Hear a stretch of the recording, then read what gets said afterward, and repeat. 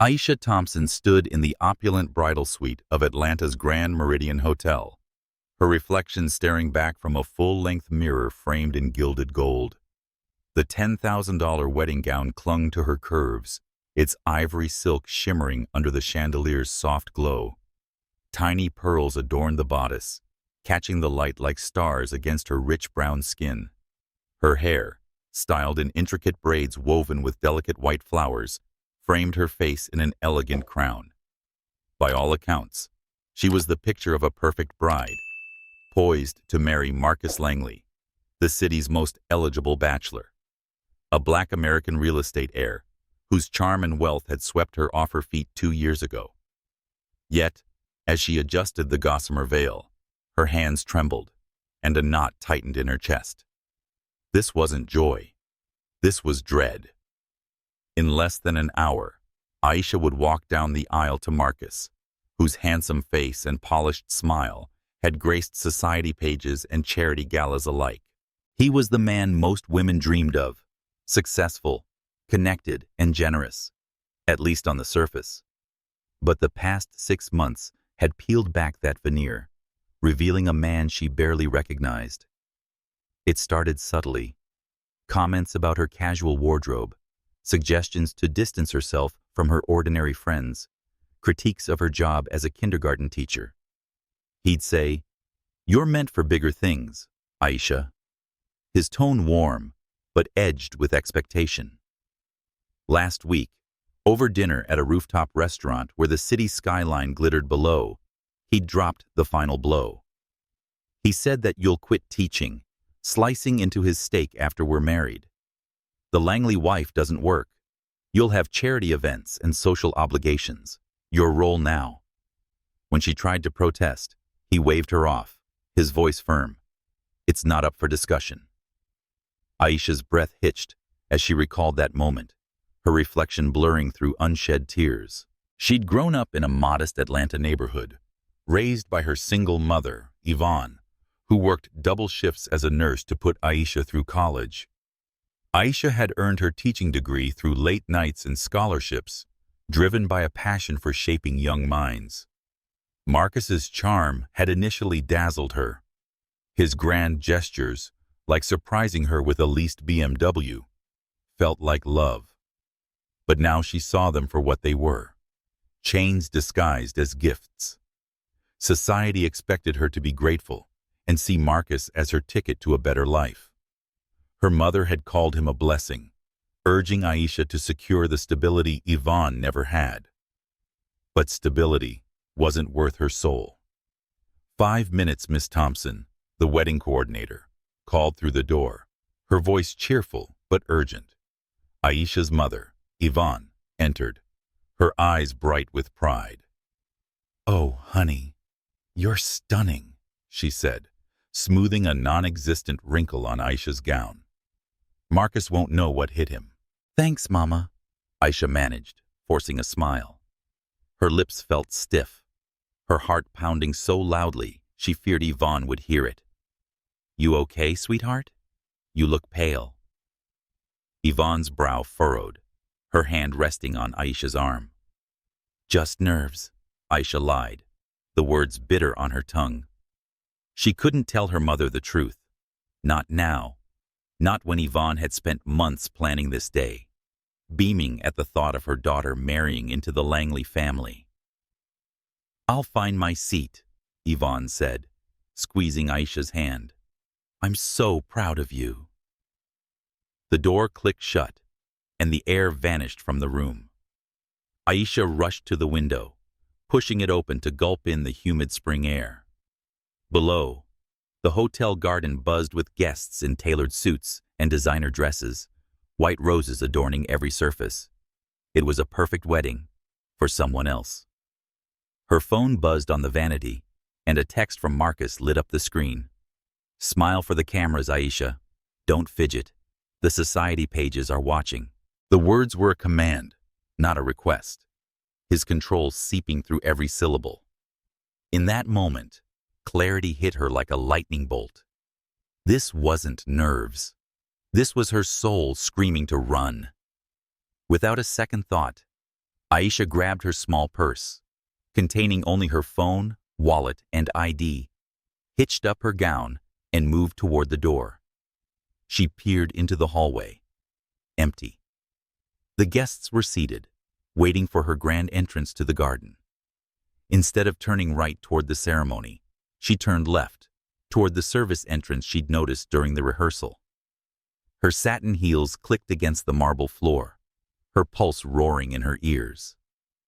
Pushing through the heavy door, Aisha stumbled into the gravel driveway behind the hotel. The beaded train of her gown caught on the rough stones, but she didn't care. She ran past rows of luxury cars, ignoring the stunned stares of valet attendants. "Miss, are you okay?" one called, his voice fading as she sprinted onto the street. Her lungs burned, her feet blistered, but she kept running, the city blurring around her. She had no plan, no destination, only the certainty that she couldn't marry Marcus Langley. After several blocks, exhaustion slowed her to a walk. Passers-by stared, whispering about the black woman in a mud-streaked wedding dress, an anomaly in this affluent district. Her phone buzzed incessantly, texts from her bridesmaids, Yvonne and Marcus. She powered it off, silencing their demands. Dark clouds gathered overhead, and the first raindrops fell, cold against her skin. Within moments, a downpour soaked her, the gown clinging like a sodden weight, her braids unraveling. She needed shelter, a place to think. Spotting an open wrought iron gate leading to a sprawling estate, Aisha darted through, seeking refuge under a canopy of ancient oaks. The property was vast, with manicured lawns stretching toward a modern mansion in the distance, all glass and clean lines. She'd never seen this place, despite growing up in Atlanta. A gazebo near a small pond caught her eye, its wooden roof promising cover. She stumbled inside, collapsing onto a bench, her body shivering as the rain drummed above. Tears mixed with rainwater on her cheeks. What had she done? Marcus would be furious, Yvonne heartbroken. The society pages would feast on her scandal by morning. A deep voice cut through her thoughts, sharp and startling. "This is private property." Aisha's head snapped up. Standing at the gazebo's entrance was a tall white man with broad shoulders, dressed in jeans and a dark sweater. His face was stern, with sharp cheekbones and piercing blue eyes that studied her with suspicion. Rain glistened on his dark hair, but he seemed unbothered by the storm. I'm sorry," Aisha stammered, wiping her tears. "It's raining and I just needed—" "He said you're wearing a wedding dress." His tone flat but curious, not angry. She glanced at her ruined gown, the pearls dulled by mud. "I was supposed to get married today." "Supposed to?" His brow arched, his gaze softening slightly. "And instead, you're trespassing on my land." Aisha stood, her legs shaky. "I'll leave. I didn't mean to." A wave of dizziness hit her, and she swayed. The man stepped forward, catching her arm with a gentle grip. "When did you last eat?" he asked, his voice steady. "Yesterday, maybe," she admitted, her head spinning. "I was too nervous this morning." He sighed, as if wrestling with himself. "You can't go anywhere in this storm. Come to the house. Dry off, eat something. Then you can figure out your next move." Aisha hesitated, her instincts torn. She didn't know this man, but his eyes held no malice, only a guarded kindness.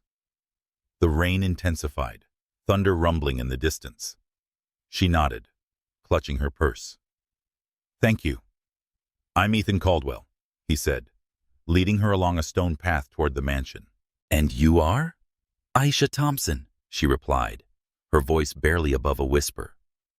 As she followed him, her soaked gown dragging behind, she wondered what kind of man offered refuge to a stranger, and what sort of refuge she'd stumbled into. Aisha Thompson followed Ethan Caldwell along the rain-slicked stone path, her sodden wedding gown dragging with every step. The storm raged around them, thunder rumbling as the modern mansion loomed ahead, its glass walls reflecting the flickering lightning. Her heart still raced from her escape, the weight of Marcus Langley's last text. "Smile for the cameras, Aisha. Don't fidget," lingering like a shadow. She glanced at Ethan, his broad shoulders cutting through the downpour with purpose. Why was he helping her, a stranger trespassing on his property? Her instincts screamed caution, but the warmth in his gaze back at the gazebo hinted at something genuine, something she hadn't felt in Marcus's calculated affection. They entered through a side door into a mudroom, its slate tiles and built-in benches starkly contrasting the chaos outside. Ethan disappeared briefly, returning with a fluffy gray towel and a stack of clothes, a pair of sweatpants, and a soft t-shirt, clearly a woman's. "He said these belong to my sister," his voice low but steady. "Bathrooms through there. Change before you catch a cold." "Thank you," Aisha said, clutching the clothes. Her voice trembled, not from the chill, but from the surreal shift of her day, from bride to fugitive to guest in a stranger's home. The bathroom was spacious, its marble countertops gleaming under soft lighting. She peeled off the ruined gown, wincing at the blisters forming on her heels from the satin heels she'd abandoned outside. The dry clothes comforted her, their faint lavender scent soothing her frayed nerves. She toweled her braids, wiping away mascara streaks with a tissue, and stared at her reflection. The woman looking back was a stranger, eyes wide with fear, but glinting with defiance.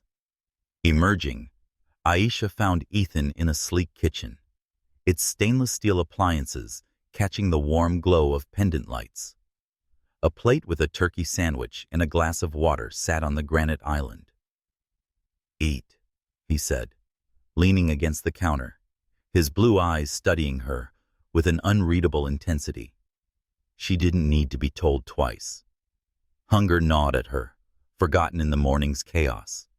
As she took a bite, the simple act grounded her, tethering her to this moment. "She said these aren't your clothes," between bites, gesturing to the t-shirt.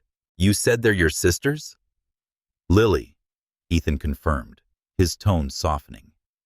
"She leaves things here when she visits. Lives in Chicago now." His clipped response hinted at a story he wasn't ready to share. Aisha nodded, sensing the boundary. "Thank you for this. For everything." Most people would have called the police on a runaway bride hiding in their gazebo. Ethan's lips twitched, not quite a smile. Most people don't find a runaway bride in their gazebo. He filled an electric kettle and set it to boil. "Tea?" "Yes, please," she said, wrapping her hands around the warm mug he handed her minutes later. The chamomile's gentle aroma eased the knot in her chest. "So, what do you do, Ethan?" "This place?" She gestured vaguely at the kitchen, avoiding the urge to gawk at its elegance. "It's not exactly modest. I run a tech company," he said. "Security software. Keeps the gates up and the world out." His tone was dry, but a flicker of sadness crossed his face. Gone as quickly as it appeared, Aisha sipped her tea, the warmth spreading through her. "Why help me? You don't know me." Ethan leaned back, his arms crossed. "I recognize someone running from a cage when I see them." His words carried weight, and Aisha caught a glimpse of pain behind his guarded demeanor. "My sister, she went through something similar. Married a man who seemed perfect until he wasn't. It took her years to break free." "I'm sorry," Aisha said, her voice soft. "Is she okay now?" "She's rebuilding," he said, his jaw tightening. "But it's why I didn't turn you away. No one should feel trapped." Aisha's throat tightened. She thought of Marcus, his charming smile masking demands that chipped away at her identity. I didn't see it at first, she admitted, staring into her mug. Marcus was everything. Generous, attentive.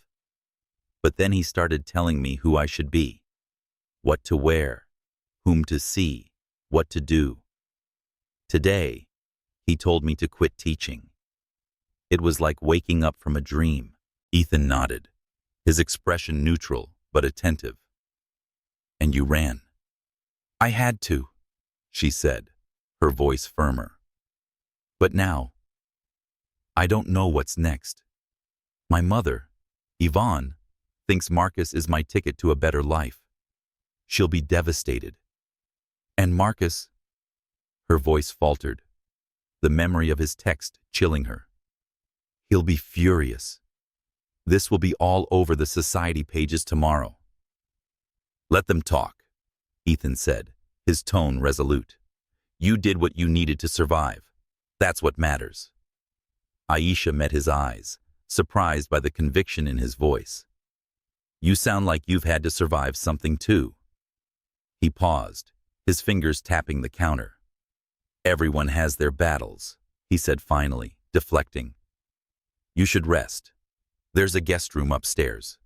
First door on the right. I'll charge your phone, but I suggest keeping it off now. Whoever's looking for you doesn't need to know where you are. Aisha's stomach twisted. She hadn't checked her phone since shutting it off, but she could imagine the flood of messages. Yvonne's worry, Marcus's anger, her best friend Keisha's confusion. She said I should call my mom, at least let her know I'm safe, but her voice lacked conviction. The thought of Yvonne's disappointment, her insistence that Aisha return to Marcus, felt like another weight. There's time for that tomorrow, Ethan said gently. You've been through enough today. His understanding surprised her, starkly contrasting with Marcus's demands for compliance. Are you sure it's okay for me to stay? I don't want to impose. Ethan said this house has 6 bedrooms, a hint of dry humor in his voice. You're not imposing. Get some sleep, Aisha. Things might look clearer in the morning. She nodded, clutching the mug for comfort. Thank you, Ethan. Really. He gave a curt nod, then gestured toward the hallway. Upstairs. I've got work to finish. As Aisha climbed the polished staircase, her bare feet sinking into the plush runner, she felt the day's weight settle over her. The guest room was simple but luxurious, with a queen-sized bed draped in crisp white linens and a window overlooking the rain-drenched garden. She sat on the bed's edge, her ruined gown a heap in the bathroom downstairs. Part of her wanted to salvage it, to cling to the life she'd almost had. Another part wanted to burn it, to erase the day she'd nearly lost herself. Lying back, her eyelids heavy, Aisha let exhaustion pull her under. She didn't know what tomorrow held, but she was safe in this stranger's home for now, a refuge she hadn't expected to find. As sleep claimed her, she wondered about Ethan Caldwell, the man who'd seen her at her lowest and offered shelter without question. Was he her salvation, or just another unknown waiting to unfold? Aisha Thompson woke to the soft patter of rain against the guest room window, the storm's remnants casting a gray glow over Ethan Caldwell's sprawling estate. The plush bed enveloped her, but her mind churned with the previous day's chaos. Fleeing her wedding, abandoning Marcus Langley, and finding refuge with a stranger. She sat up, and the borrowed sweatpants and t-shirt were a reminder of Ethan's kindness. Her phone, powered off since her escape, lay on the nightstand, a silent threat. She knew turning it on would unleash a flood of messages, each a tether to the life she'd rejected. But she couldn't hide forever. Downstairs, the kitchen smelled of fresh coffee. Ethan stood at the counter, dressed in a crisp white shirt and dark slacks, scrolling through a tablet. His blue eyes flicked up as she entered. "Morning," he said, gesturing to a pot of coffee. "Help yourself." "Thanks." Aisha said, pouring a mug. The warmth steadied her trembling hands. You're up early. Work doesn't sleep, he replied, his tone clipped but not unkind. Your phone's charged, but it was buzzing all night. I left it in the living room. Aisha's stomach nodded. She nodded, sipping her coffee to delay the inevitable. I need to check it, don't I? Face reality. Ethan's gaze softened. Only when you're ready. No one's forcing you. His words, free of judgment, gave her courage. She retrieved her phone from the living room, its screen glowing with notifications. 32 missed calls, 67 texts, 19 voicemails. Most were from Marcus and her mother, Yvonne, with a few from her best friend, Keisha. Bracing herself, she played the first voicemail from Yvonne. Aisha, where are you? We're all worried sick. Marcus is devastated. Call me, please. The plea was laced with pressure, Yvonne's voice echoing her belief that Marcus was Aisha's golden ticket. The following voicemail was from Marcus, his tone cold and sharp. Aisha, you've humiliated me. Do you know what this looks like? My people will find you, and we'll fix this mess. Don't make it worse. The threat sent a chill down her spine, his words dripping with entitlement. She glanced at Ethan, who'd followed her into the living room, his expression darkening as he overheard the message. Play it again, he said, stepping closer. Aisha did, and Marcus's voice filled the room, each word a calculated jab. Ethan's jaw tightened. He's not just angry. He's desperate to control the narrative. There's more, Aisha said, scrolling to another voicemail from Marcus. You think you can walk away? I've invested too much in you. Time, money, my reputation. I will find you. Her hands shook as she set the phone down. He sounds dangerous. He is, Ethan said, his voice low. Men like him don't let go easily. May I? He gestured to her phone. Aisha handed it over, watching as he navigated to her settings. This phone. He gave it to you, didn't he? She nodded, recalling Marcus's gift 6 months ago, a sleek smartphone he'd insisted she needed. He said my old one was embarrassing. Ethan's fingers paused. It's likely bugged. Tracking apps are easy to hide. He powered it off again. We need to check something else. Where's your dress? Aisha led him to the bathroom, where the ruined gown lay in a heap. Ethan knelt, examining the hem with precision. His fingers stopped at a small, hard lump sewn into the fabric. He pulled a pocket knife from his jeans and carefully cut the stitching, revealing a tiny black device no bigger than a dime. Aisha's breath caught. A tracker? High-end, Ethan said, holding it up to the light. Expensive. Not something you buy off the shelf. He stood, his expression grim. He was monitoring you before you even ran. Aisha wrapped her arms around herself, feeling violated. He planned this? Even before the wedding? She remembered Marcus's insistence on choosing her gown, claiming it was a gift from his family. The realization hit her like a punch. He'd never trusted her, never seen her as a partner, only a possession. I've seen this before, Ethan said, his voice tight. My sister Lily found a similar device in her car after leaving her husband. It's about control, not love. He pocketed the tracker. My security team can trace this.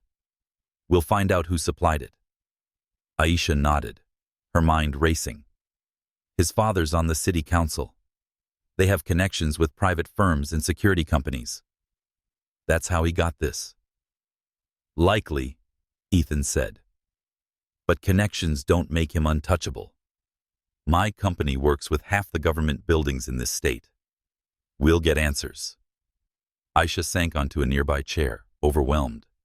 I thought I knew him. 2 years. and I missed every sign. She thought of Keisha, who'd warned her about Marcus's controlling streak, how he'd surprised her by trading her old car for a luxury model she hadn't wanted.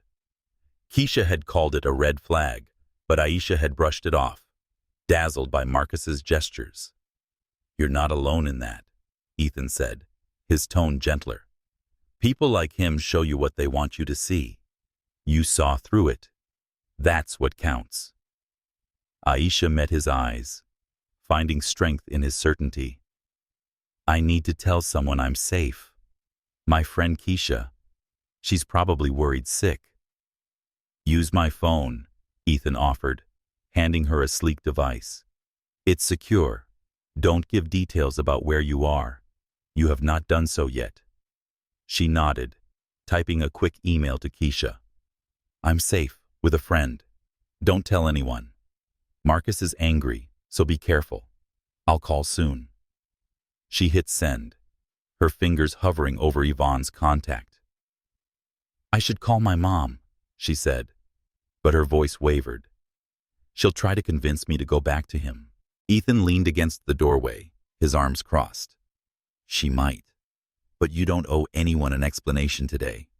You're allowed to take time to figure this out." His words eased the guilt gnawing at her. Yvonne's voice echoed in her mind, praising Marcus as a blessing, but Aisha couldn't face that pressure now. "What if Marcus finds me here? I don't want to bring trouble to your door." "Let me worry about that," Ethan said, his tone resolute. "This house is a fortress. Cameras, alarms, the works. You're safe here, Aisha." She studied him, searching for a catch. Why was he so willing to protect her? His story about Lily explained part of it, but there was more to Ethan Caldwell, layers hidden behind his reserved demeanor. "You don't even know me," she said softly. "Why take the risk?" He hesitated, his blue eyes meeting hers. "Because I know what it's like to need a place to breathe. And because no one should face a man like Marcus alone." Aisha's throat tightened. She felt a flicker of safety for the first time since running, not just from the walls around her, but from the man standing before her. "Thank you," she whispered. Ethan nodded, breaking eye contact. "I've got a call with my team about that tracker. Make yourself at home. There's food in the fridge, books in the library. I'll let you know what we find." As he walked away, his phone already to his ear, Aisha stood in the living room, clutching his phone. Marcus's threat echoed in her mind, but so did Ethan's promise. She didn't know what lay ahead, but for now, this house, this stranger, was her shield against the storm. The question was how long that shield would hold.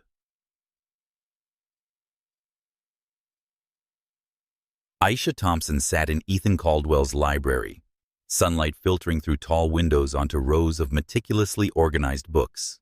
The quiet hum of the house contrasted with the storm still raging in her mind. Marcus Langley's chilling voicemail, the tracker sewn into her wedding dress, the weight of her mother Yvonne's expectations. Now powered off to avoid Marcus's reach. Her phone lay on the oak table beside her laptop. She opened a browser, typing how to start a preschool in Atlanta into the search bar. This dream, long buried under Marcus's dismissals, felt like a lifeline now, a way to reclaim the woman she'd been before his control consumed her. Years ago, in college, Aisha's mentor, Professor Ellis, had seen her passion for early childhood education. "You're a natural, Aisha," she'd said, encouraging her to envision a preschool where every child, regardless of background, could thrive. Marcus had scoffed at the idea, calling it a pipe dream that didn't suit a Langley wife. But here, in Ethan's quiet sanctuary, Aisha felt that spark rekindle. She scribbled notes, licensing requirements, startup costs, potential locations, her handwriting shaky but determined. This was her first step toward independence, a life Marcus couldn't touch. Ethan appeared in the doorway, a mug of coffee in hand. his shirt sleeves rolled up from a work morning. "You look focused," he said, leaning against the frame, his blue eyes curious. "Researching preschools," Aisha replied, tapping her pen against the notepad. "I've always wanted to open one. Marcus said it was impractical, but I think he was wrong." Ethan nodded, setting his mug down. "It's not impractical. It's ambitious. Big difference." He glanced at her notes. "What's the first hurdle?"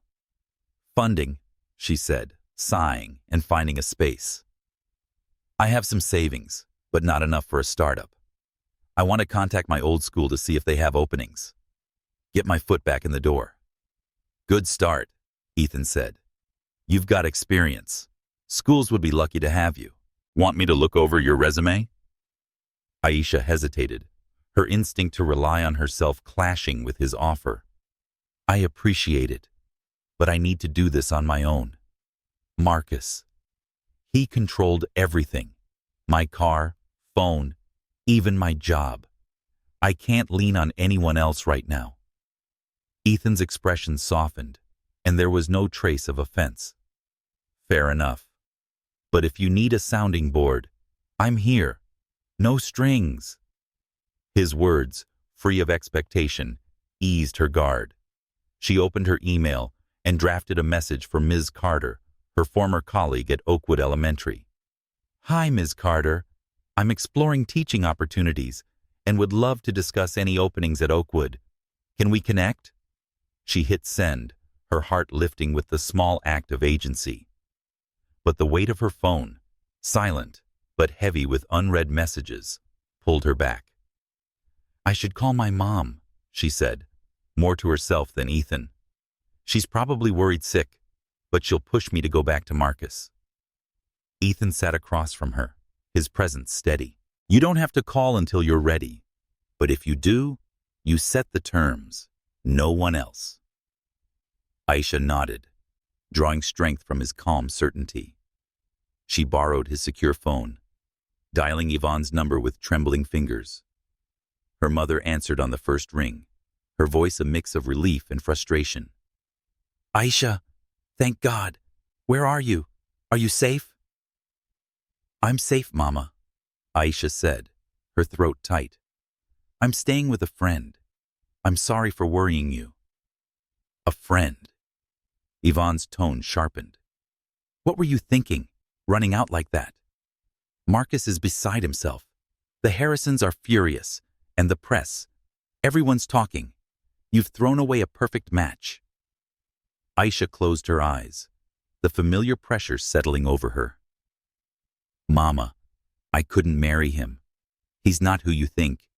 He told me to quit teaching, to change everything about myself. He doesn't love me. He wants a trophy." "That's ridiculous," Yvonne snapped. "Marcus adores you. He's given you everything, a car, a ring, a future, a ring, Being his wife comes with responsibilities, Aisha. You can't just walk away." "I already did," Aisha said, her voice firm, despite the ache in her chest. "He wanted to control me, Mama. That's not love.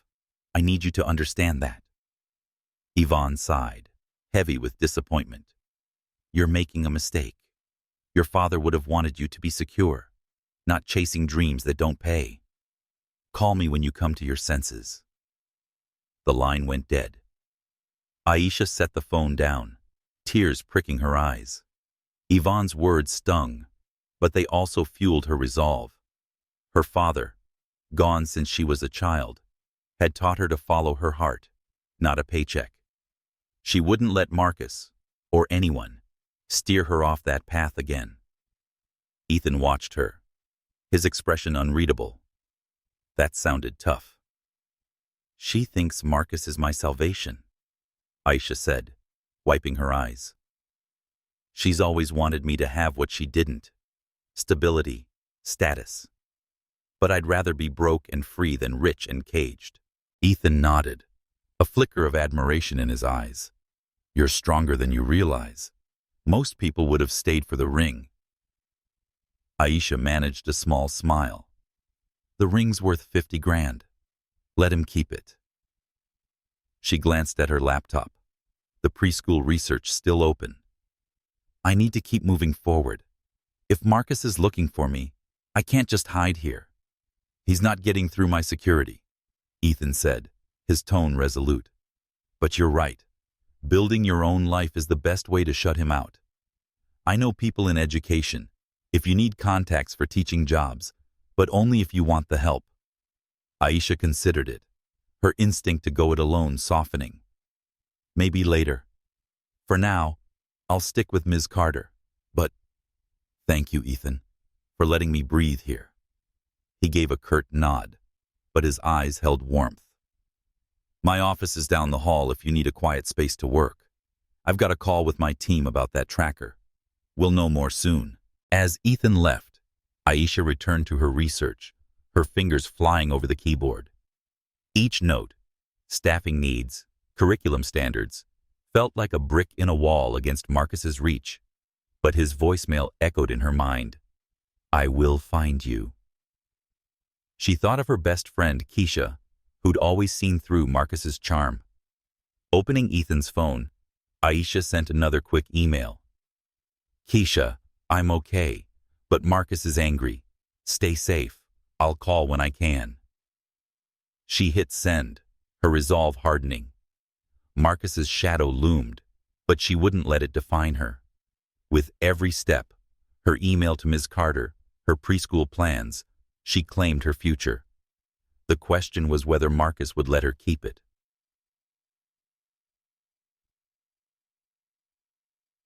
Aisha Thompson sat at the kitchen island in Ethan Caldwell's home, sunlight glinting off the granite as she sipped coffee and reviewed her notes on starting a preschool.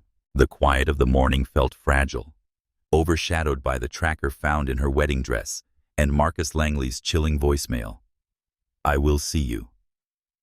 Ethan had promised his security team was tracing the device, but the waiting gnawed at her.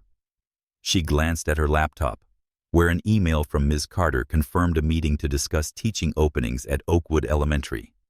The small victory fueled her resolve, but the weight of Marcus's pursuit lingered like a storm cloud.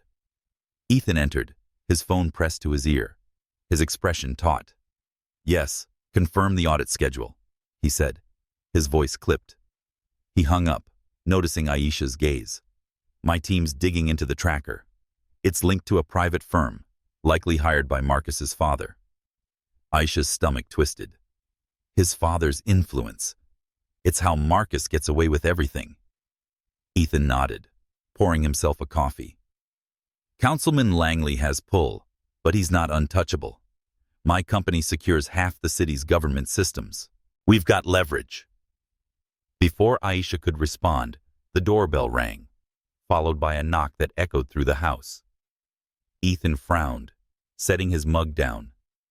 Stay here, he said, his tone firm as he headed to the front door. Aisha's pulse quickened. She strained to hear, catching Ethan's low voice and another, sharper one she knew too well. Marcus. Her breath caught as footsteps approached, and both men appeared in the kitchen doorway. Marcus's tailored suit and polished smile couldn't mask the fury in his dark eyes. His gaze raked over Aisha, lingering on her borrowed sweatpants, then turned accusingly to Ethan. So, this is where you've been hiding, Marcus said, his voice smooth but venomous with him. Ethan stepped forward, his posture rigid. Mr. Langley, you're trespassing. Aisha's here as my guest. She doesn't want to see you. I don't care what she wants, Marcus snapped, his composure slipping. Aisha, get your things. We're leaving. Aisha stood, her hands trembling, but her voice steady. No, Marcus. I'm not going anywhere with you. Marcus laughed, a harsh sound. You think you can humiliate me? I spent 2 years building you up, introducing you to my world, shaping you into someone worthy of the Langley name. I did it to prove I'm better than my father's shadow, and you throw it away for this? He gestured dismissively at Ethan. Aisha's anger flared at his words, revealing his insecurity. You weren't building me up. You were molding me into someone I'm not. I don't want your world if it means losing myself. Marcus stepped toward her, but Ethan moved between them, his voice deadly quiet. Leave, Langley.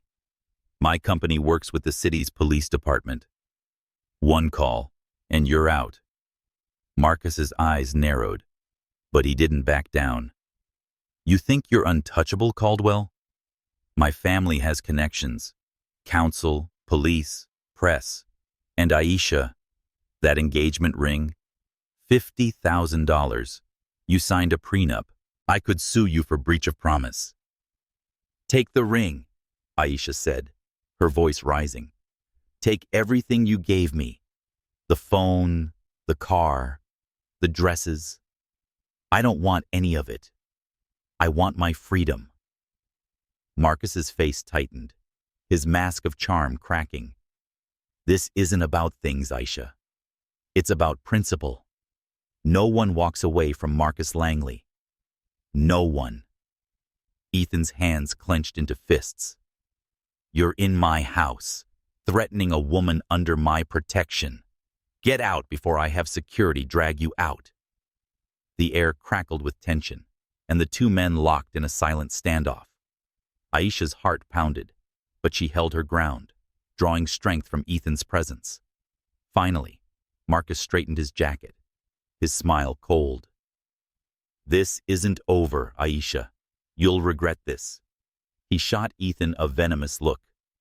And you, enjoy her while it lasts. She'll ruin you too.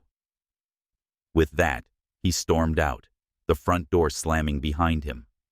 Aisha exhaled, her legs shaky as she sank back onto the stool.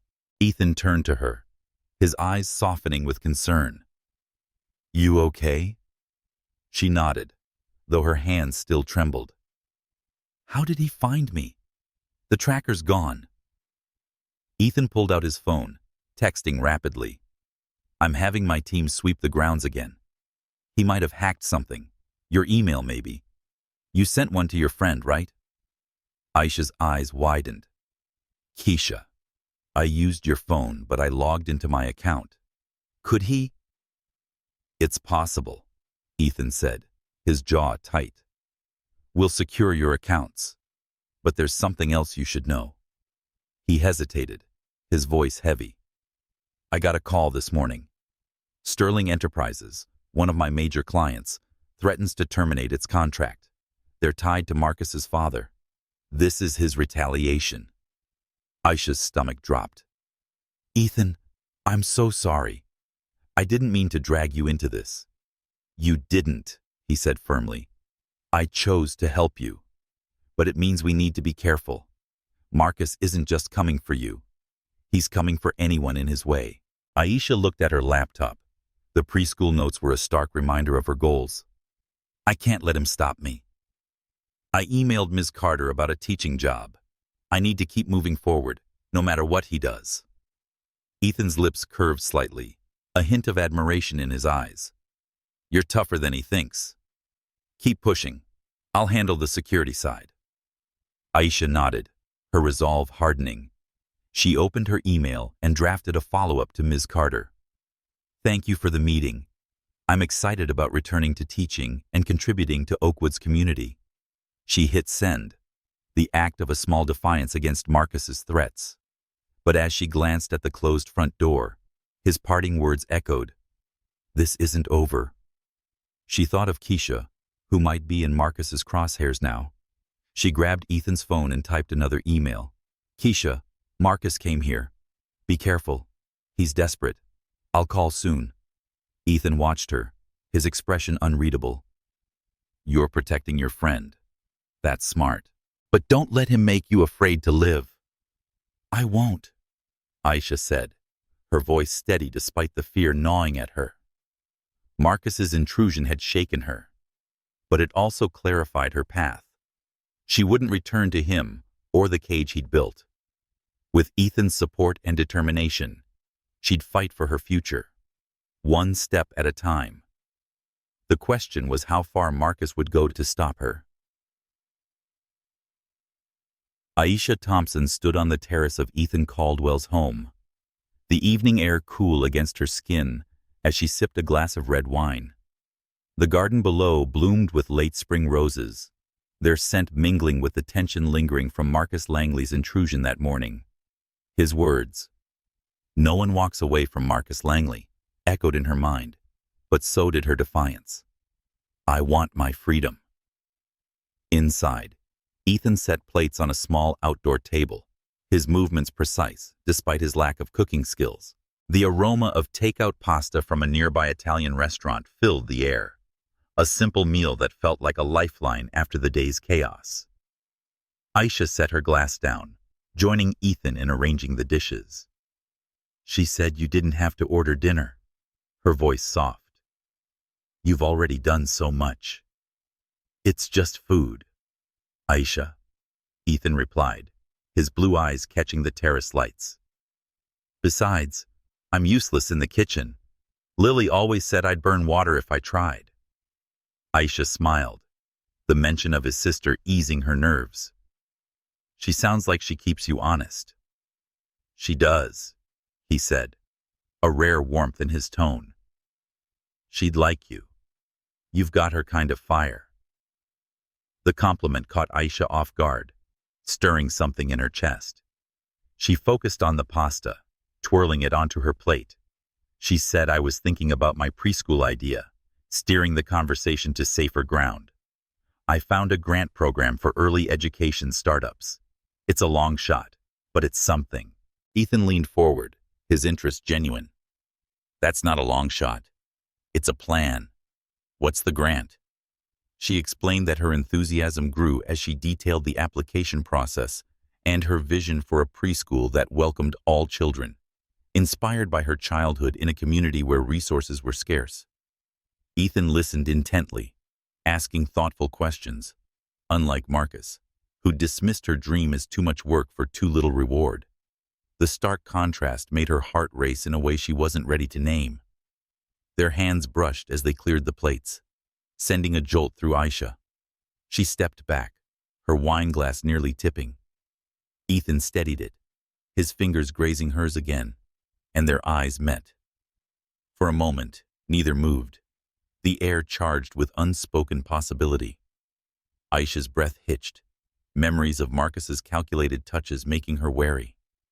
But Ethan's gaze held no demand, only a quiet intensity that drew her in. "Sorry," she murmured, pulling away. I'm not used to this." "No rush," Ethan said, his voice low. "I'm not him, Aisha." "I know," she said, her heart pounding. "It's just fast. 2 days ago, I was supposed to marry Marcus. Now I'm here, and—" She trailed off, unsure how to voice the warmth spreading through her. Ethan set his glass down, his expression softening. "You don't have to explain. I get it." He hesitated, then added, "After my parents died, car accident, years ago, I threw myself into work, building my company. Relationships felt like a risk I couldn't take. Too much to lose." His voice was steady, but a shadow crossed his face. "Then I found you in my gazebo, and something shifted." Aisha's throat tightened. "What shifted?" "You reminded me what it's like to care," he said. "Not just about keeping someone safe, but about who they are. Your fight, your dreams. It's real." His honesty disarmed her, so different from Marcus's flattery. She wanted to lean into this feeling, but fear held her back. Before she could respond, Ethan's phone buzzed on the table. He glanced at it, frowning.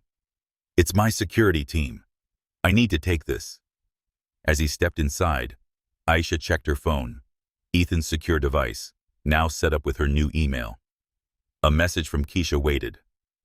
"Aisha, Marcus is telling everyone you were cheating with some tech guy before the wedding. He's got people believing you planned this. Be careful. Call me." Aisha's stomach sank, Marcus's lies spreading like wildfire. She forwarded the email to Ethan, her fingers trembling. He returned, his expression grim. That was about the tracker. It's from a firm tied to Marcus's father. Shady, but legal. We're digging deeper. He noticed her tension. What's wrong? Keisha emailed. Aisha said, showing him the message. Marcus is spreading rumors that I was having an affair with you before I ran. He's trying to ruin me. Ethan's jaw tightened, but his voice stayed calm. He's desperate. Lies like this mean he's losing control of the narrative. We can't let him define you.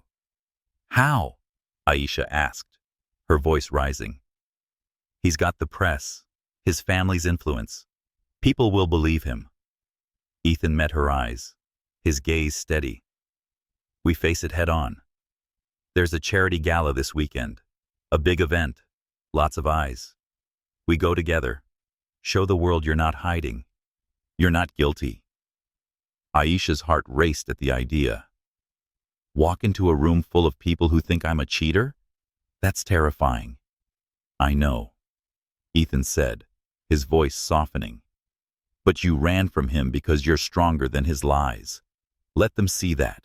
I'll be right beside you. His words stirred something in her. Fear, yes, but also courage. She thought of Keisha, risking Marcus's wrath to warn her, and her preschool dreams, which were fragile but growing. Okay, she said finally. We'll go, but only if you promise not to let me trip in front of the cameras. Ethan's lips curved, a rare smile breaking through. Deal. I'll catch you if you fall. Aisha laughed, the sound surprising her. For the first time since running, she felt a spark of hope, kindled by Ethan's faith.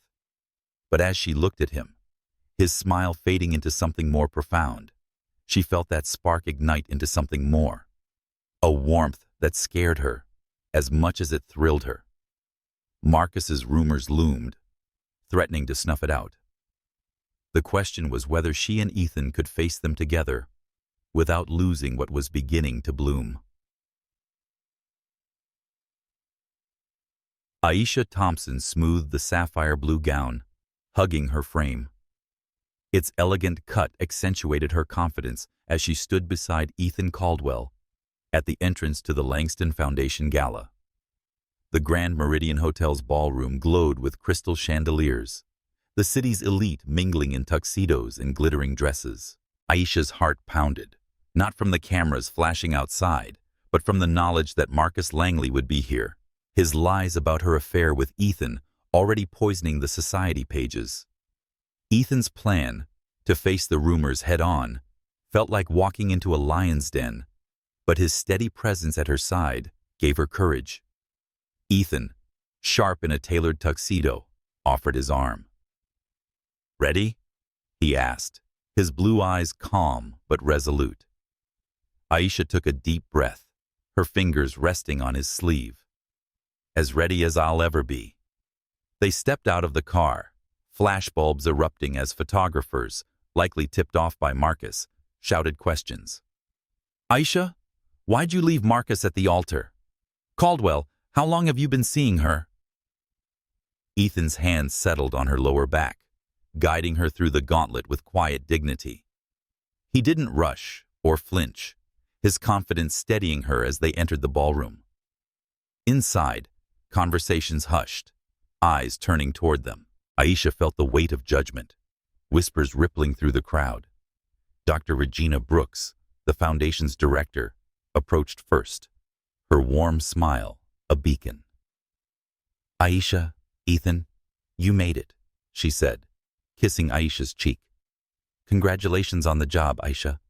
We're thrilled to have you. Her public support sent a message, and Aisha felt gratitude. Thank you, Dr. Brooks. It means everything. As Dr. Brooks moved on, Aisha scanned the room, her stomach dropping, and she spotted her mother, Yvonne, standing beside Marcus. Yvonne's elegant black dress couldn't hide the tension in her posture, her eyes locking onto Aisha with a mix of anger and hurt. Marcus, impeccably dressed, whispered something to her, his smile cold. Aisha's resolve wavered, but Ethan's hand squeezed hers gently. "You've got this," he murmured. They entered the room, greeting Ethan's colleagues and Foundation board members. Some offered polite smiles, others turned away, swayed by Marcus's rumors. Aisha held her head high, drawing strength from Ethan's unwavering presence. Then, across the ballroom, Marcus approached, his entourage trailing. His smile was polished, but his eyes were ice. "Aisha Caldwell," he said, his voice loud enough to draw nearby attention. "Surprised you had the nerve to show up after the headlines." Ethan stepped slightly forward, his tone even. "We've got nothing to hide, Langley, unlike you." Marcus's smile tightened. Bold words for a man stealing another's fiancé. "Aisha, care to explain how long you two were sneaking around before you ditched me at the altar?" "The papers say 3 months. Accurate?" Aisha's heart raced, but she stepped forward, her voice clear. "There was no affair, Marcus. I met Ethan the day I ran, because I saw who you are. You put a tracker in my wedding dress. You threatened my friends. You're not a lover. You're a controller." A murmur spread through the nearby tables, heads turning. Yvonne gasped, her hand flying to her mouth. "A tracker?" she whispered, her eyes darting to Marcus. Marcus's face flushed, his charm faltering. "Don't play the victim, Aisha.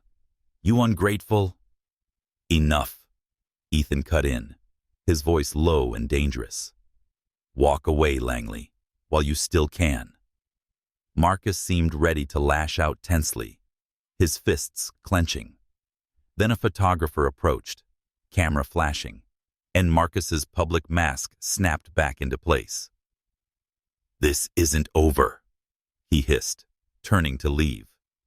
As he retreated, Aisha noticed a councilwoman at a nearby table nodding thoughtfully, her expression shifting from skepticism to curiosity.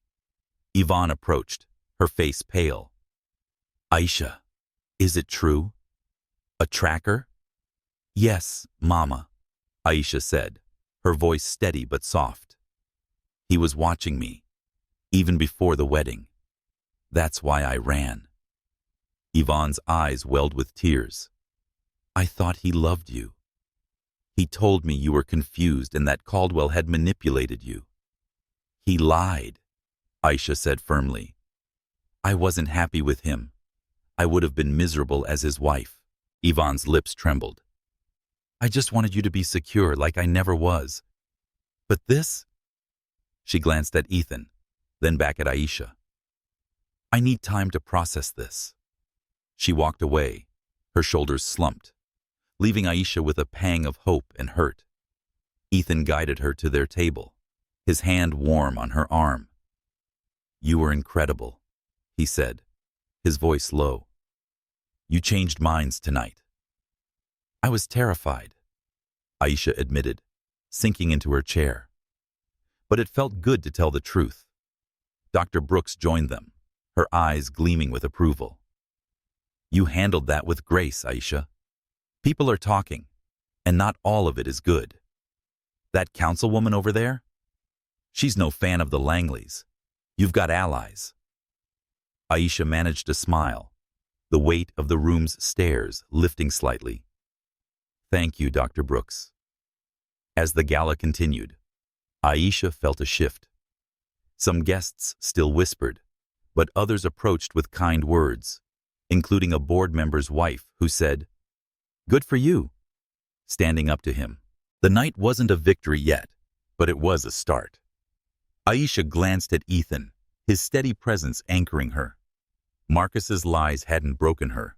They'd only made her stronger. But as she caught his retreating figure across the room, she knew he wouldn't back down easily. The question was what he'd do next, and whether she and Ethan could face it together. Aisha Thompson leaned against the leather seat of Ethan Caldwell's car, the city lights blurring past as they drove away from the Langston Foundation gala. Her sapphire gown shimmered faintly, a reminder of her bold stand against Marcus Langley's lies. The memory of her public accusation, revealing the tracker in her wedding dress, still sent adrenaline coursing through her. Marcus's furious retreat and her mother Yvonne's shocked expression lingered, but so did the councilwoman's nod and Dr. Brooks's support.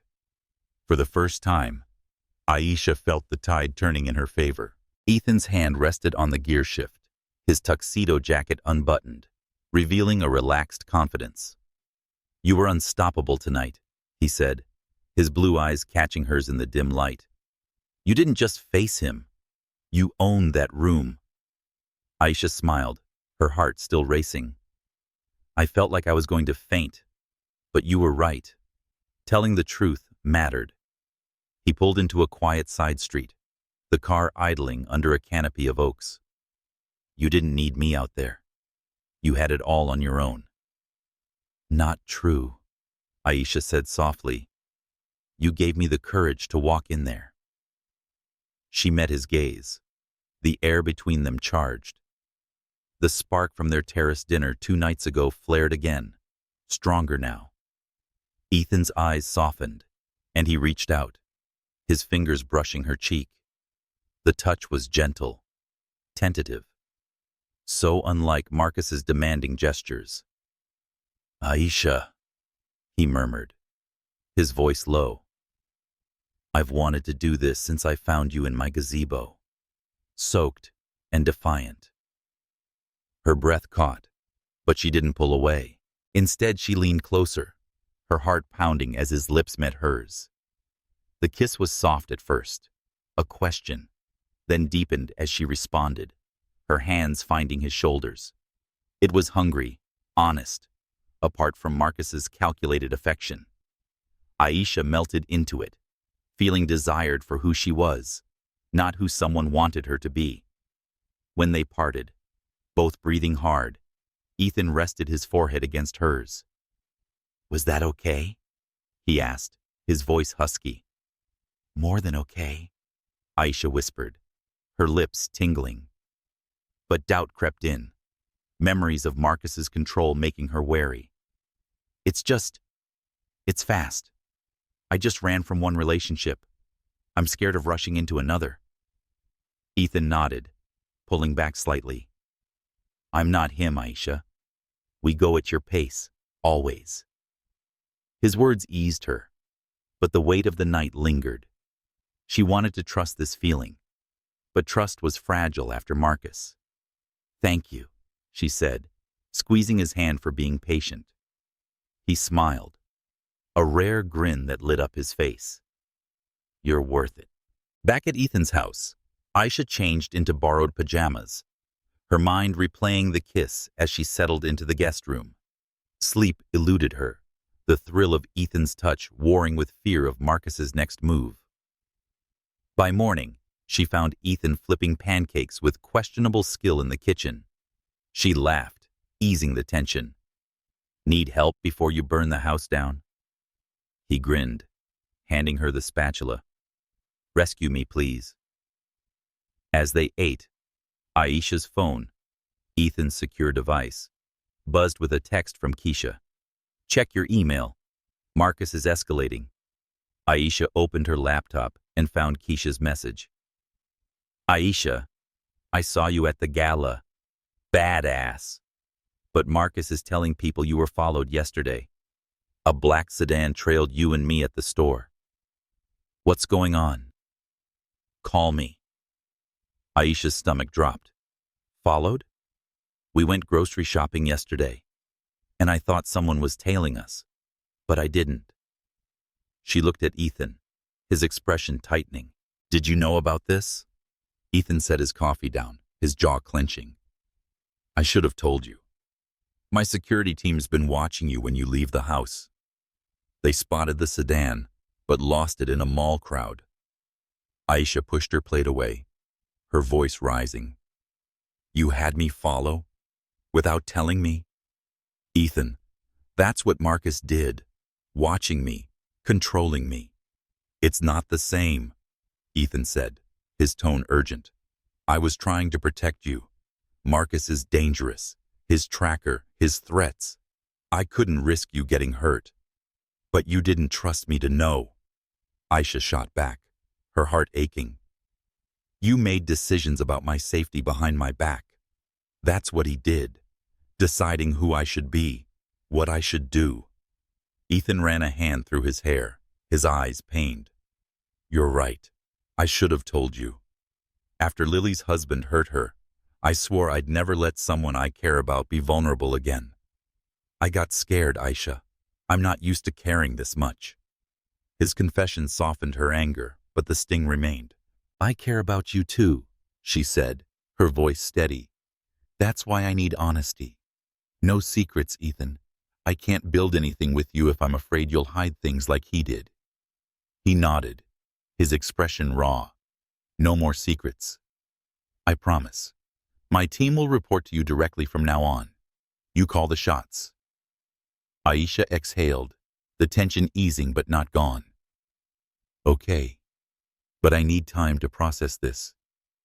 Take all the time you need, Ethan said, his voice quiet. I'll be here. She stood, needing space, and headed to the library. Her laptop still showed Keisha's email, a reminder of Marcus's reach. She typed a reply. Keisha, I'm safe, but Marcus is out of control. Ethan had security on us, but he should have told me. I'll call soon. She hit send, her fingers trembling. The kiss with Ethan had felt like a promise, but his secrecy echoed Marcus's control. Yet his apology and vulnerability felt different, real in a way Marcus never was. As she stared at her preschool notes, Aisha knew she had to trust her instincts, not just with Ethan, but with herself. Marcus's shadow loomed, but she wouldn't let it dim the spark she'd felt or the strength she was building. Aisha Thompson sat in Ethan Caldwell's library, the morning light casting long shadows across the oak table, where her laptop glowed with preschool research. The euphoria of her gala stand against Marcus Langley, exposing his tracker and lies, had faded, replaced by the sting of Ethan's undisclosed security measures. His apology had softened her anger, but trust felt fragile, a thread stretched taut between her heart and her past with Marcus.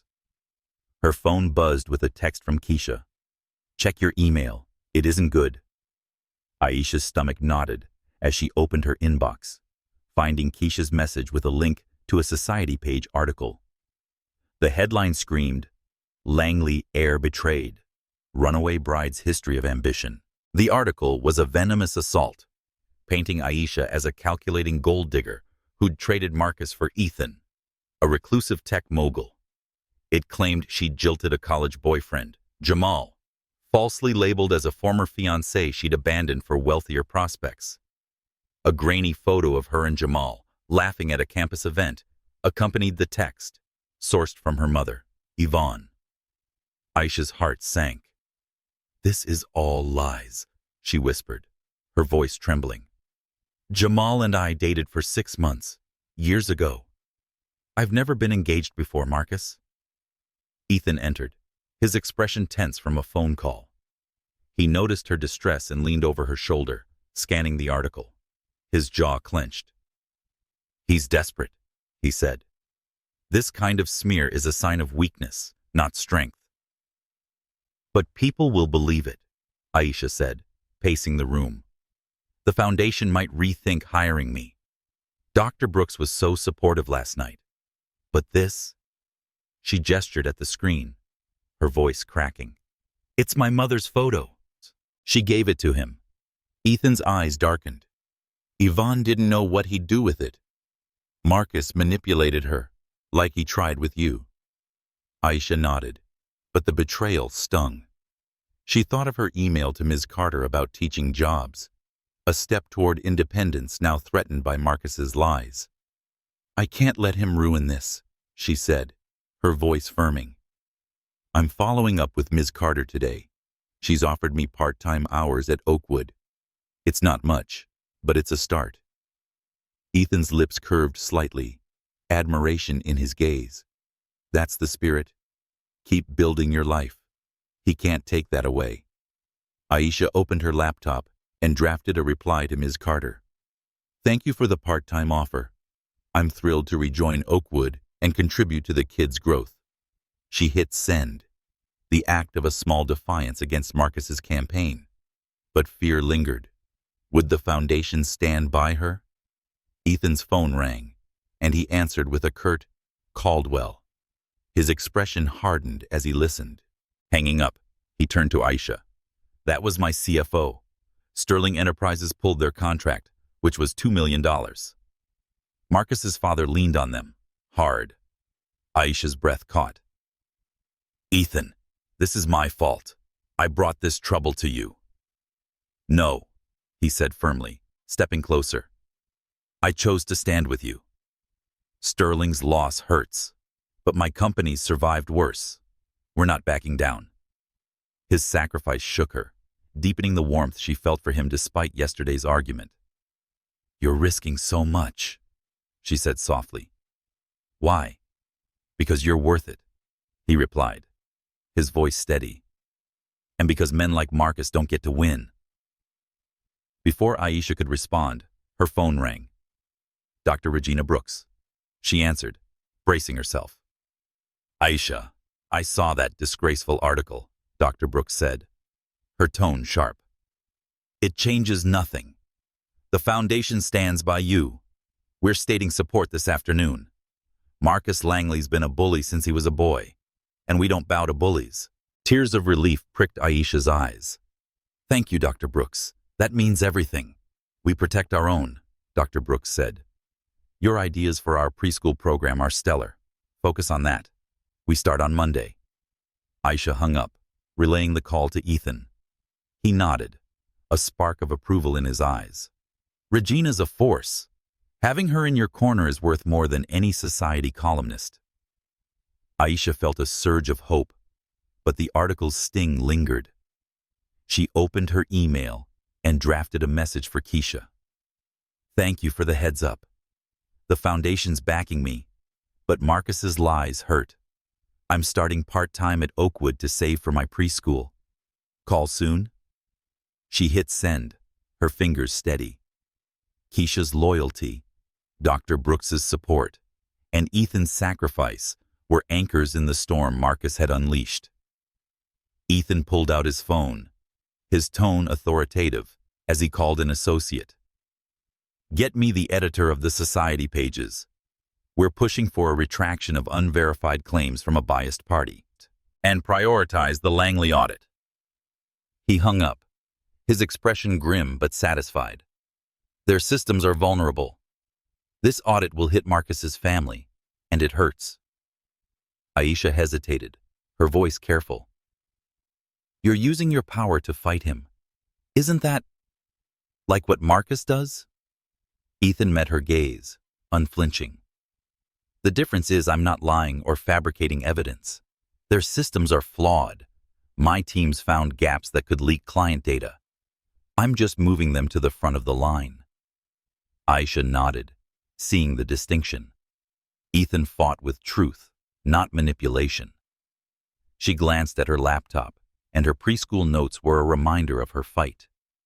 I'm saving every penny from Oakwood, she said.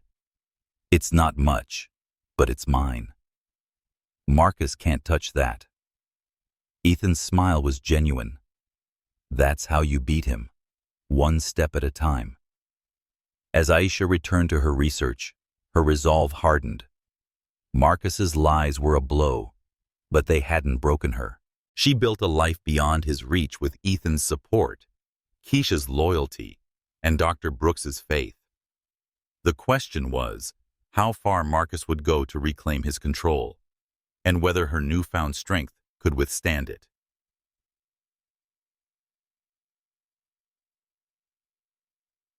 Aisha Thompson stood in the garden of Ethan Caldwell's estate, the late morning sun warming the roses as she clutched a mug of tea. The sting of Marcus Langley's smear campaign, the society page article branding her a gold digger, still lingered.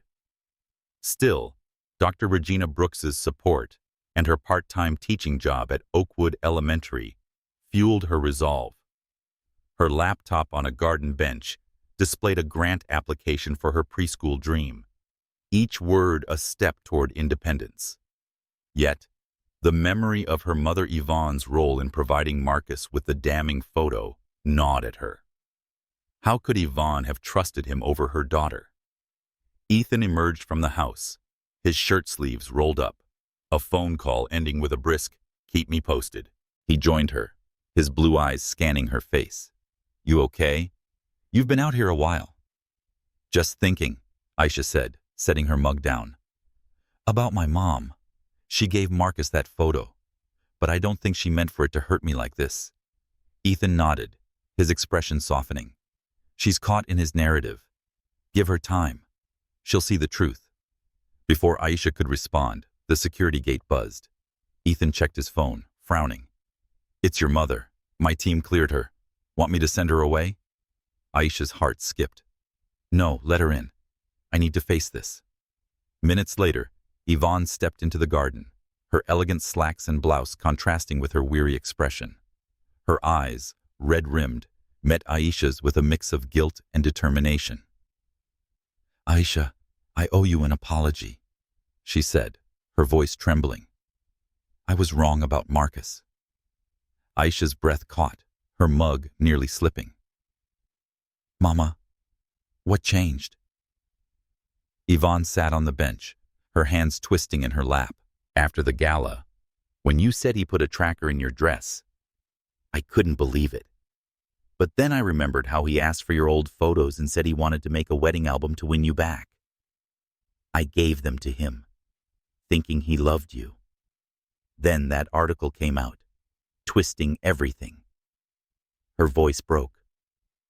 "I went to see him this morning and confronted him. He laughed it off, said you needed to learn your place. That's when I saw him for what he is. Arrogant, controlling." Aisha's eyes widened. "You confronted him? Mama, that was brave." "I had to," Yvonne said, tears spilling. "I've wanted you to have what I didn't. Security, a man who'd provide. I worked double shifts as a nurse to get you through college, and when Marcus came along, I thought he was the answer. But I was blind. I should have listened to you." Aisha sat beside her, taking her hand. "I know you meant well. You always have. But Marcus didn't love me. He wanted to own me. I ran because I couldn't lose myself." Yvonne squeezed her hand, her voice soft. "I see that now. And this man, Ethan, he's different, isn't he? Dr. Brooks called me and set me straight. He said he's honorable, and you stand by him through this mess." Aisha glanced at Ethan, who stood a respectful distance away, his presence steady. "He has," she said, her voice warm. "He's given me a safe place to rebuild, no strings attached." Yvonne's gaze softened. "I want to meet him properly, without Marcus's lies clouding my judgment." Aisha nodded, hope blooming in her chest. "I'd like that too." She called Ethan over, and he approached, his usual reserve tempered by a polite smile. "Mrs. Thompson," he said, extending a hand. "I'm Ethan. It's good to meet you." Yvonne shook his hand, studying him. "Thank you for taking care of my daughter. I was wrong to believe the worst." Ethan's smile was genuine. Aisha was taking care of herself. "I'm just providing the space." Yvonne's lips curved, a spark of her old warmth returning. "You're modest. I like that." She turned to Aisha. "I want to help, sweetheart. I used to teach before nursing and preschool. Like you love. If you're serious about that school of yours, I could volunteer, help with the kids, or do paperwork." Aisha's eyes widened, a lump forming in her throat. "You'd do that? For you?" "Anything," Yvonne said, pulling her into a hug. "I'm so sorry, Aisha. I let you down." "You're here now," Aisha whispered, hugging her back. "That's what matters." As Yvonne stepped back, wiping her eyes, Ethan's phone buzzed. He glanced at it, his expression tightening. My team's got an update on the tracker firm. They're cooperating. Marcus didn't disclose the full extent of his requests. They're worried about legal fallout. Aisha's pulse quickened. Legal fallout. Unsanctioned surveillance, Ethan said. They're sharing records with my lawyers. Marcus might face more than just bad press. Yvonne's jaw dropped. He could be in real trouble? Potentially, Ethan said. But for now, Aisha, focus on your next steps. The foundation, your teaching job. Those are yours. Aisha nodded, her resolve strengthening. She thought of her part-time gig at Oakwood, the grant application on her laptop, and now Yvonne's support. I'm starting at the foundation Monday, she said. And Ms. Carter confirmed my hours at Oakwood. I'm saving every penny for the preschool. Yvonne's eyes gleamed with pride. That's my girl. Your father would be so proud. Aisha smiled, and she mentioned that her father was warming her. He'd want me to keep fighting for this. Ethan watched them, his expression soft. I'll leave you two to catch up. I've got calls to make. He headed inside, giving them privacy. Yvonne retook Aisha's hand. I don't understand everything yet, but I see you're happy with Ethan and your plans here. I want to be part of that. You are, Aisha said, her voice firm. We'll rebuild this together. As Yvonne left, promising to call soon, Aisha returned to her laptop, her grant application glowing on the screen. Marcus's lies had hurt, but they hadn't broken her. With Yvonne's awakening, Keisha's loyalty, and Ethan's steadfast support, Aisha felt stronger than ever. The question was whether Marcus's looming consequences would end his vendetta or push him to strike harder.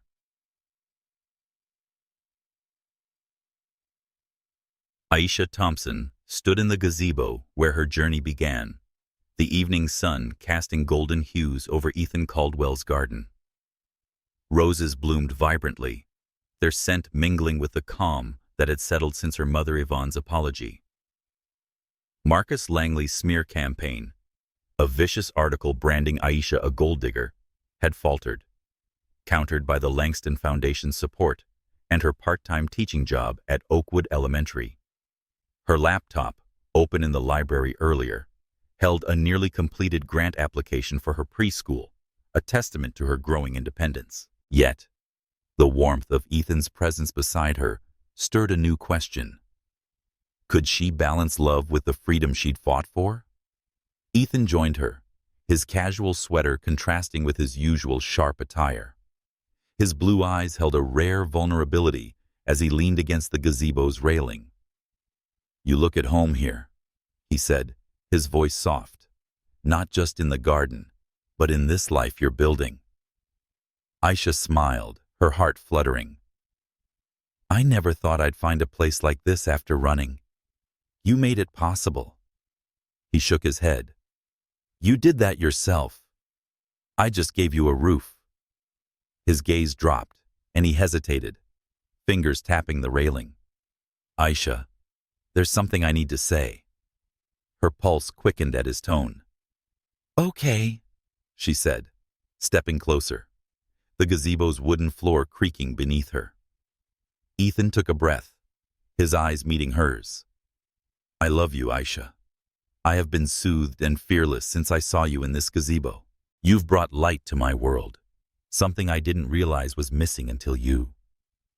Aisha's throat tightened, his words echoing the spark she'd felt during their kiss after the gala. Ethan, She paused, her heart torn between joy and caution. I love you too, but it scares me. Marcus made me feel owned, not loved. I need to know this is different. It is, Ethan said, his voice steady. He reached into his pocket, pulling out a small box. This isn't a proposal. Not yet. It's a promise. He opened it, revealing a gold key. I bought a building for the Foundation's new preschool facility. There's an apartment upstairs for you. A place that's yours, independent of me. Aisha's eyes widened, her fingers tracing the key. You bought a building? For me? For the Foundation, he corrected, a smile tugging at his lips. But the apartment's for you, if you want it. Please stay with me because you choose to, not because you have nowhere else to go. Tears pricked her eyes at his thoughtfulness. She closed her hand around the key, its weight symbolizing freedom. There's more, Ethan said, pulling a second, smaller box from his pocket. Inside was a simple diamond ring. Not for now, for whenever you're ready. A month, a year, never. It's your choice. Aisha's breath caught, the ring's sparkle reflecting her hope. Ethan, I choose you, she said, stepping into his arms. I have since you found me here, but I'll keep the key. I want both you and my path. He held her close, his heartbeat steady against her cheek. Perfect, he murmured, kissing her forehead. We'll take it one day at a time. Her phone buzzed, interrupting the moment. A message from Keisha. Check the news. Langley's in trouble. Aisha opened her laptop, pulling up a headline. Langley Corporation faces data breach scrutiny after audit. Ethan's security audit, initiated to counter Marcus's influence, had exposed vulnerabilities in his family's firm, dominating business news. Aisha looked at Ethan, surprised. This is because of you. He nodded, his expression grim. Their systems were a mess. My team pushed the audit forward. Marcus's father is scrambling. They won't have time to target you now. Aisha exhaled, relief mixing with unease. It feels like using power, like Marcus did. The difference is truth, Ethan said. We exposed fundamental flaws, not lies. And there's more. My lawyers got the tracker firm's records. They've agreed to testify about Marcus's illegal surveillance. He's facing charges. Aisha's eyes widened. Charges? Unsanctioned tracking, Ethan confirmed. It's serious. He's losing control, Aisha. She nodded, the weight of Marcus's downfall sinking in. Her phone buzzed again, this time a call from Ethan's sister, Lily. Aisha had called her yesterday to thank her for inspiring Ethan's kindness. Mind if I answer? She asked. Go ahead, Ethan said, a curious smile playing on his lips. Aisha, Lily's voice was warm through the speaker. I hear you've got my brother smiling again. He's happier than I've heard him in years. Aisha laughed, glancing at Ethan. He's been my refuge, Lily. Thank you for that. You're good for him, Lily said. Keep him on his toes. Hanging up, Aisha met Ethan's gaze, her heart full. She's right. You are happier. Because of you, he said, pulling her close again. You've changed everything. As they stood in the gazebo, the sun dipping below the horizon, Aisha felt a peace she hadn't known since running from Marcus. Her mother's support, Keisha's loyalty, Dr. Brooks' faith, and Ethan's love were pillars she hadn't expected. The key in her hand promised independence, the ring in its box, a future on her terms. Marcus's empire was crumbling, but Aisha's was rising. The question was whether this newfound strength would carry her through the final chapter of her escape. Aisha Thompson stood on the rooftop garden of the Grand Meridian Hotel, the Atlanta skyline sparkling under the stars as the Langston Foundation's annual fundraising gala buzzed below. Her emerald green gown shimmered, a far cry from the mud-soaked wedding dress she'd worn 6 months ago when she fled Marcus Langley's control. Now, as the Foundation's preschool program director, she was honored for her innovative curriculum, a step toward her dream of opening her school. The gold key to her apartment above the new preschool facility rested in her clutch, a symbol of independence gifted by Ethan Caldwell. A simple diamond ring gleamed on her finger, a promise of a future with Ethan, chosen on her terms. Ethan stood beside her, his tuxedo accentuating his quiet strength, his blue eyes warm with pride. "You're the star tonight," he said, his voice low. "Look at you, running this program, changing lives." Aisha smiled, her heart full. "I couldn't have done it without you. You gave me refuge when I needed it most." He shook his head, his hand finding hers. "You built this, Aisha. I just opened the door." Below, the ballroom hummed with guests, including Aisha's mother, Yvonne, who had volunteered at the preschool, rekindling her love for teaching. Now managing outreach for the program, Keisha mingled with donors, her laughter carrying across the room. Dr. Regina Brooks, the foundation's director, had just introduced Aisha to the crowd, praising her vision. Marcus was notably absent. His family's influence diminished after a data breach scandal sparked by Ethan's audit. Reports confirmed he'd left for an extended trip abroad, a polite exile as legal troubles mounted over his illegal tracking of Aisha. Aisha leaned against the rooftop railing, the city's glow reflecting her journey. 6 months ago, she said, I was running from a cage, her voice soft. Now I'm here, with a job I love, a home of my own, and you. Ethan's smile was the rare, full one that still made her heart skip. And I'm not going anywhere, unless you tell me to. She laughed, nudging him. Please don't tempt me. Her fingers traced the ring, its weight grounding her. I was so scared to love again after Marcus. But you showed me love doesn't have to control. It can set you free. He pulled her close, his arms steady. You set yourself free, Aisha. I'm just lucky to be along for the ride. The rooftop door opened, and Yvonne approached, her eyes bright. Aisha, they're asking for you downstairs. Something about a donor wanting to fund your preschool expansion. Aisha's breath caught. Really? She turned to Ethan, who grinned. Go, he said. This is your moment. She squeezed his hand, then followed Yvonne back to the ballroom. Keisha met them, her excitement palpable. Girl, this donor's offering 6 figures for your program. You're about to make that preschool happen. Aisha's eyes widened, her grant application flashing in her mind. I don't even know what to say. Say yes, Keisha teased, pulling her into a hug. You've earned this. As Aisha spoke with the donor, her confidence grew, and her vision for accessible early education resonated. Yvonne watched, pride replacing the doubt that had once defined their rift. Later, as the gala wound down, Ethan led Aisha back to the rooftop, away from the crowd. He said, I have another thing for you, pulling a small envelope from his pocket. Aisha opened it and found a letter from Lily, Ethan's sister. Aisha, you've brought my brother back to life.